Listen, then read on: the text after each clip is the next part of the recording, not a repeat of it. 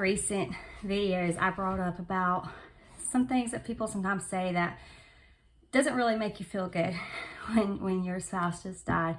And what I brought up was relating to what things they say towards two kids. But it got me thinking about yet another thing that can be uncomfortable that people say.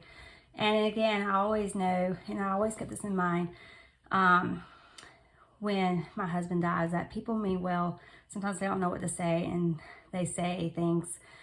And of course, my advice to people is, it's better just to let people, if you don't know what to say, it's better probably just to say, I don't know what to say, but I'm sorry. And I had people say that to me, and I greatly appreciated that, because really, if you haven't walked this walk and you try to say something, it's probably not going to come out exactly what the person needs to hear. It's probably going to be kind of hurtful, especially if you seem to think you have it figured out and you never walked this path. Because if you haven't walked this path, you definitely don't have a clue what it feels like. And honestly, as someone who has walked this path, I can honestly say there's nothing you can say. So it's best sometimes not to try to be like, I have this great wisdom and I have this great advice, because the fact is you don't. It's a terrible situation. It is. There's just no making it better with your words. But there's one thing that actually no one said to me, but I've heard it said many times. And I've heard it said many times. And I remember when Scott passed away, that statement came to my mind. And I thought to myself, God, if anybody says it to me, I don't know what I'll do. Because I knew at that moment that if anybody made that statement to me, it was going to be the most hurtful thing a person could say to me. And that may sound crazy, but it was just what I was feeling, was that I did not want to hear it. And I'm thankful, because like I said, no one said it to me, but I have heard it said to people many, many times over.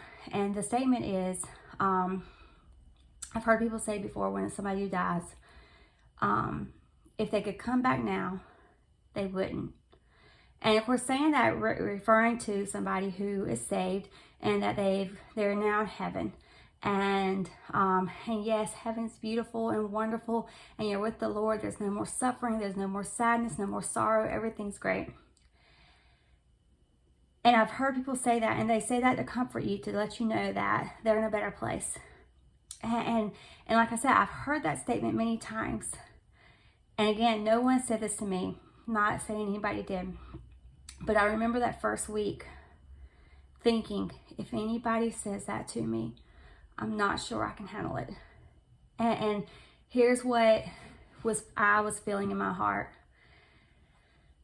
Because Scott has always been the most selfless, giving person. I tell you what, it doesn't matter how long of a day he had, how much he worked, whatever it was. If me or one of the kids wanted something, he dropped everything for us. Whatever it was that we needed, he was always right there. He was never too tired, too busy. Though he was tired or he was busy. But it didn't matter. When we needed something, he was there. He was the most selfless person I've ever met. And I thought to myself in those days, right after he passed away, I thought, I don't believe that going to heaven is going to make my husband selfish. I don't believe it's going to make my husband think about himself.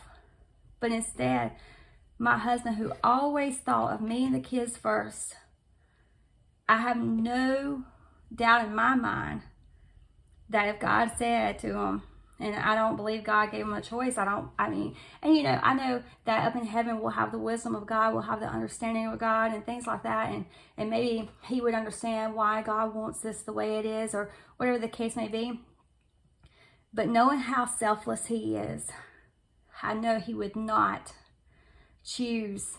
He would not be the kind of person that says, oh, well, here, I have no suffering, I have no sorrow, everything's great, I want this. But I know that he would do anything He would go through anything to take care of me and the kids. And so I remember thinking, please don't let anybody tell me that he would not come back if he could. Because the kind of man I married was one that would do anything to take care of me and his children. And I believe he would still choose us. And maybe I'm wrong. Maybe he wouldn't choose us. But I think he would.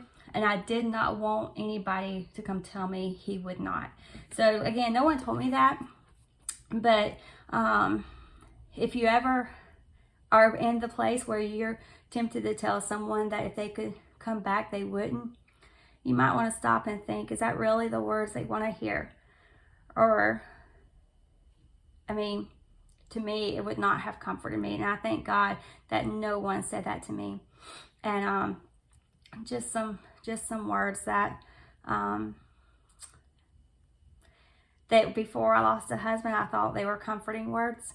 But when I lost my husband, there was nothing comforting about those words at all. The fact was, I wanted him back home with me. So just be aware. Sometimes what sounds good, if you've never walked through that journey, you don't know how hard those words really come. And it's always good to be careful. And sometimes if you've not walked it, to just say, I don't know what to say, but I'm sorry. And that's probably all we need to hear, is just that you're sorry.